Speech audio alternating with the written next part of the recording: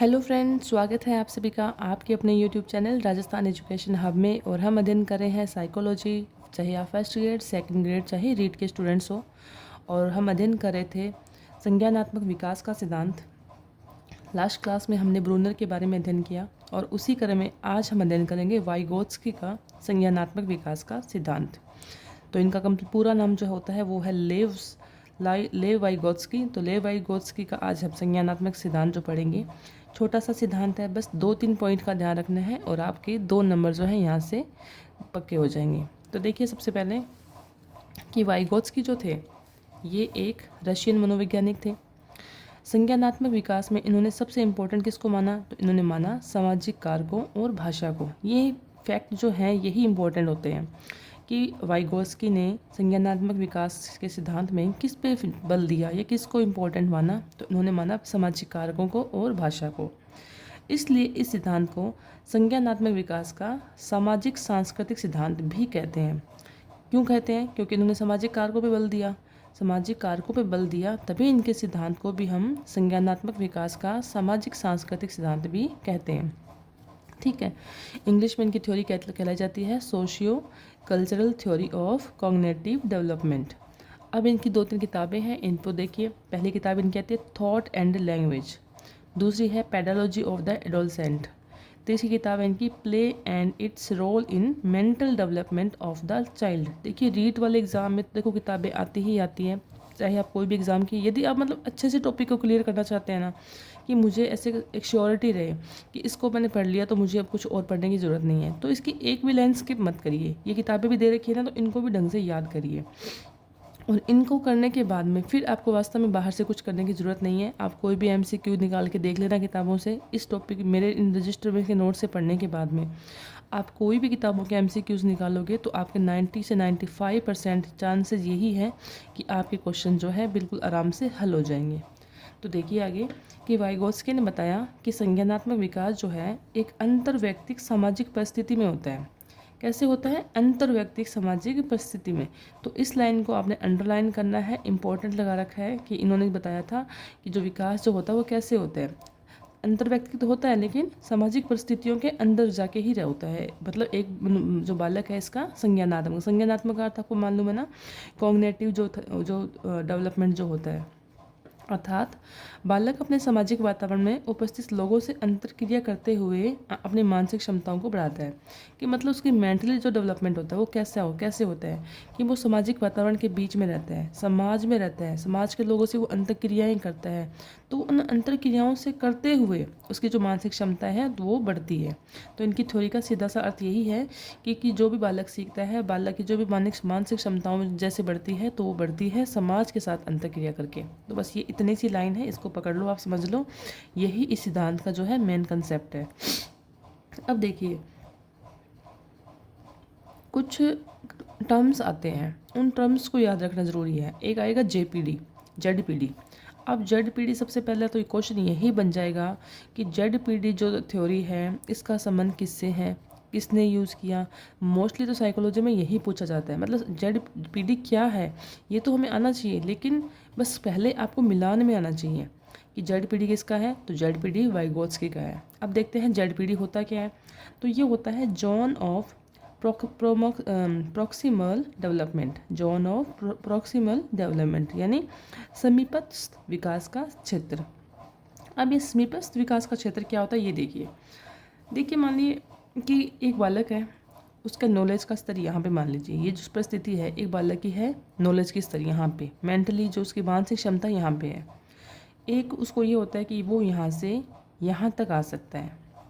ये क्या है? तो ये हो जाएगा संभाव्य विकास का क्षेत्र। यानी कि हम कह सकते हैं ना कि ये बच्चा जो है मतलब आगे यहाँ तक जा सकता है या ये काम कर सकता है। तो एक उसकी शुरुआत रियल सिचुएशन है, एक हम उसके लिए कल्पना करते हैं कि वहाँ तक ज़रूर जाएगा ये बच्चा, है ना। तो इन दोनों सिचुएशन के बीच का जो लेवल होता है ना, बीच का स्तर, उसको हम कहते हैं ZPD, यानी कि समीपस्थ विकास का क्षेत्र। यानी कि बच्चे की जो रियल जो उसके जो उसका डेवलपमेंट का जो लेवल होता है, उस लेवल से जहाँ तक वो जा सकता है। हम कह सकते हैं कि जो बच्चा पढ़ रहा है वो बड़ा होकर डॉक्टर बन सकता है।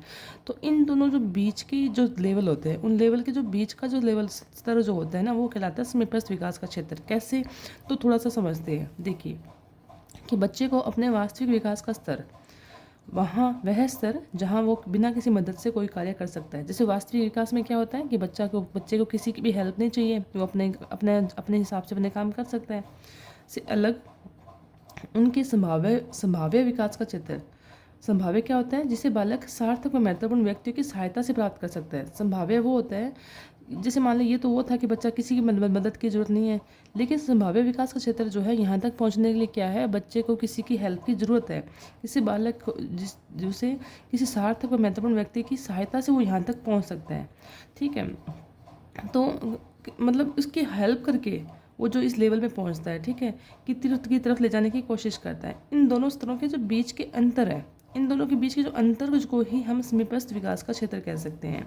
ठीक है, कि बालक का जो है, एक बालक है, उसका महत्वपूर्ण जो भी अभी जैसे वर्तमान में जो भी सार्थक है, ठीक है, वो जो भी अपना विकास का स्तर खुद से अपने कार्य करता है, वहाँ से लेकर जहाँ तक वो पहुँच पाता है, जहाँ पे पहुँचेगा किसी की मदद से, किसी मनुष्य की, मतलब किसी की भी किसी सार्थक व्यक्ति की या महत्वपूर्ण व्यक्ति की मदद से वो आगे पहुँच पाता है ना, कि कोई इसको पुश करे। तो उन दोनों के बीच की जो परिस्थिति होती है वो कहलाती है ZPD। बस ये ध्यान रखिए कि वास्तविक विकास का स्तर और संभाव्य विकास का स्तर, इनके बीच का जो लेवल है, जो बीच का जो अंतर है, उस अंतर को हम कहते हैं ZPD। बस ये समझ लीजिए आप।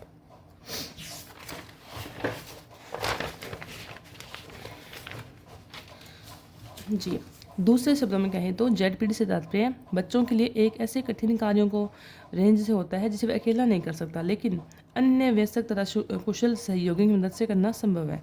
कि मतलब कुछ ऐसा कार्य अकेला तो नहीं कर सकता, लेकिन उसकी कोई अगर मदद कर दे तो वो कार्य वो कर सकता है। जैसे उदाहरण में जैसे ये मान लिया कि मोर नॉलेज, MQ क्या होता है, मोर नॉलेज एबल अदर्स। जैसे ये उदाहरण में जैसे दो लड़कियों के नाम दे ली, कविता है, सविता है। जैसे मान लीजिए कविता को, जैसे ये जो सविता या मान लो कोई भी मान लो, इसमें से इसलिए लिखा है मैंने ताकि थोड़ा समझ में आ जाए कि कविता का नॉलेज अच्छा है, लेकिन उसको आगे तक जाने के लिए सविता इसको पुश कर दे, सविता की मदद से ये और आगे तक जा सकती है। तो सविता जो है यहाँ पे मोर नॉलेजेबल है, और ये इसको हेल्प से इसको भी आगे लेके जाए, तो वो हो जाता है हमारा यहाँ पे ZPD। इसके अलावा एक वो हो गया ZPD। अब दूसरा इन्होंने क्या यूज़ किया, इनर स्पीच। इनर स्पीच क्या होता है, इनर स्पीच किसने दिया, तो वाइगोत्स्की ने दिया।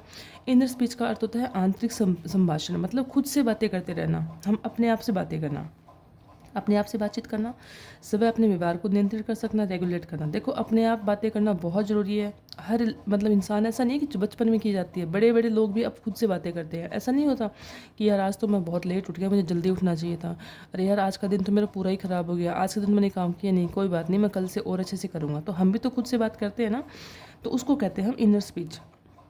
वाइगोत्स्की के अनुसार छोटे बच्चों द्वारा 3 से 7 वर्ष की जो भाषा का उपयोग सिर्फ सामाजिक संचार के लिए नहीं किया जाता, बल्कि इसका उपयोग वे अपने व्यवहार को निर्देशित करने के लिए भी करते हैं। अंततः जब आत्म नियमन सेल्फ रेगुलेशन के द्वारा भाषा का उपयोग किया जाता है तो इसे निजी आंतरिक संभाषण भी कहा जाता है। अब देखिए वाइगोत्स्की कहते हैं कि 3 से 7 साल का बालक है, उसमें भाषा का विकास तो हो गया, लेकिन वो उस भाषा का यूज़ सिर्फ इसीलिए नहीं कर रहा है कि वो सामाजिक संचार करें, उसका उपयोग करें निर्देशन करने के लिए, लेकिन वो सेल्फ रेगुलेट करने के लिए भी, यानी कि खुद को आत्मनियमन करने के लिए भी भाषा का प्रयोग करता है, जिसे हम आंतरिक संभाषण भी कहते हैं। जो बच्चे अधिक से अधिक निजी संभाषण का उपयोग करते हैं वे एक दूसरे बच्चे की अपेक्षा अधिक दक्ष होते हैं। यानी कि जो बच्चे ज़्यादा आपस में मतलब खुद से जो बात करता है ना, वो जो बालक होते हैं वो ज़्यादा दक्ष होते हैं। यहाँ पे एक चीज़ और आती है, ये है स्केप फोल्डिंग। स्केप फोल्डिंग जो होता है इसको हिंदी में कहते हैं पाइट, मचान, सहारा या ढांचा, सपोर्ट कह सकते हैं, एक प्रकार से मदद। मतलब विभिन्न अंतःक्रियाओं के दौरान वयस्क एक तरह से पॉइंट प्रदान करता है जिसमें बच्चों का संज्ञानात्मक विकास होता है। कैसे होता है स्केप फोल्डिंग, क्या होता है कि एक ऐसी सामाजिक अंतःक्रिया है जिसमें शिक्षण स्तर के दौरान समर्थक स्पोर्ट को बालकों का निष्पादन के वर्तमान स्तर के अनुसार फिट रखने की कोशिश करता है, ताकि धीरे धीरे बालक बिना समर्थन बिना समर्थन के बालक के निष्पादन के वर्तमान स्तर के अनुसार फिर रखने की कोशिश की जाती है, ताकि धीरे धीरे बालक बिना समर्थन के ही अपना निष्पादन को उत्तम प्रकार बनाकर रख सके। स्कैप फोल्डिंग होती है एक मदद करना। सीधी सी बात ये समझे, स्कैप फोल्डिंग होती है बच्चे को मदद करना, लेकिन एक टाइम ऐसा आ जाता है कि उस मदद से वो बच्चा आगे निकलने की कोशिश करता है, और एक वक्त फिर ऐसा आता है कि वो बिना मदद के भी अपना नॉलेज है जो वो प्राप्त कर लेता है, उसको किसी के सहारे की भी ज़रूरत नहीं होती। तो यही चीज़ है, इसको थोड़ा सा लिखा गया है कि स्कैप फोल्डिंग एक सामाजिक अंतरक्रिया है जिसमें शिक्षण स्तर के दौरान दिए गए समर्थन यानी कि दिए गए सपोर्ट को बालकों के निष्पादन के वर्तमान स्तर के अनुसार फिट रखने की कोशिश की जाती है, ताकि धीरे धीरे बालक बिना समर्थन के बालकों के निष्पादन के वर्तमान स्तर के अनुसार ताकि धीरे धीरे बालक बिना समर्थन के ही अपने निष्पादन को उत्तम बनाकर रख सके। यहाँ पे शायद एक लाइन 2 बार हो गई थी, शायद इसीलिए वो ढंग से थोड़ा नहीं बढ़ जाता था, तो थोड़ा सा ढंग से आप PDF जब मैं आपको भेजूँ तो आप क्लियर करके लिख लेना। तो स्कैप फोल्डिंग का मतलब क्या होता है कि बच्चे को मदद करना, बच्चे को सहारा देना, और बच्चा जब सीख जाता है तो एक टाइम के बाद में जो है बच्चे को सहारे की भी ज़रूरत नहीं है, वो अपना जो लेवल है वो प्राप्त कर लेता है। तो यहाँ पे हमने इनर स्पीच पढ़ी, स्कैप फोल्डिंग पढ़ी, और ये पार्ट पॉइंट जो है इसका महत्वपूर्ण साधन क्या होता है, तो इसका महत्वपूर्ण साधन होता है संवाद और वार्तालाप। स्कैप फोल्डिंग शब्द का सबसे पहले प्रयोग किसने किया था, तो ब्रूनर ने किया था। तो हमने इस जो इनका वाइगोत्स्की में इम्पोर्टेंट क्या पढ़ा, देखो यहाँ पे सीधा सीधा ये आता है, JPD पढ़ा हमने, MKO, स्कैप फोल्डिंग पढ़ा और इनर स्पीच पढ़ा। आपसे ये पूछा जाएगा ये चारों जो टर्म्स हैं वो किसकी हैं, तो ये चारों टर्म्स किसकी है, वाइगोत्स्की से है, और इनका संबंध वाइगोत्स्की से है। बस ये ध्यान रखना है, और इसकी डिटेल जो है वो मैंने आपको बता दी है कि इनका अर्थ जो होता है वो क्या होता है। अब यहाँ पे कुछ चीज़ें जो मैंने लिख रखी है, ये चीज़ें मैंने अपने किसी और से ऐसे ही मतलब पीछे के नोट से रिवीजन करने के लिए लिखा होगा कि फ्राइड जो है वो ऑस्ट्रेलिया से हैं, एरिक्सन जर्मन के थे, गैसेल फ्राइड ने क्या दिया, तो इन्होंने इड ईगो वाला सुपर ईगो इनका था। एरिक्सन जर्मन के थे, इन्होंने क्या दिया, इन्होंने अमेरिकन जो थे इन्होंने 8 अवस्थाएं बताई थी। गैसेल ने क्या दिया था, तो गैसेल के जो टर्म आए थे रेसिप्रोकल, इंटरवीविंग, आत्मिनियम, ये था। जीन पियाजे था, स्विस के हैं, इन अनुकूलन 4 अवस्थाएं बताई, जीववाद, एनिमिज्म वगैरह बताया। ब्रूनर अमेरिका के थे, इन्होंने हमें क्या बताया, तो इन्होंने हमें वो सक्रियता, दृश्य प्रतिमा, सांकेतिक प्रतिवाचन वो सब बताया। अब हमने वाइगोत्स्की के बारे में पढ़ा, तो ये रशियन है, इन्होंने हमें स्कैप फोल्डिंग, JPD, आंतरिक भाषण, तो ये मैंने रिवीजन करने के बेस में ऐसे लिख लिया होगा, इंपॉर्टेंट नहीं है, आप अपने हिसाब से कैसे भी कर सकते हैं। टॉपिक जो है वो यहाँ पे ख़त्म हो गया। कोहलबर्ग के बारे में लिख लिया, वो अमेरिका के थे, कि मैंने इससे देखा होगा ना कि कौन सा वैज्ञानिक कहाँ का है। फिर देखिए कि वाइगोत्स्की के सामाजिक सांस्कृतिक सिद्धांत आधारित हैं जो पारस्परिक शिक्षण पर, ये कोई क्वेश्चंस करे होंगे कहीं से।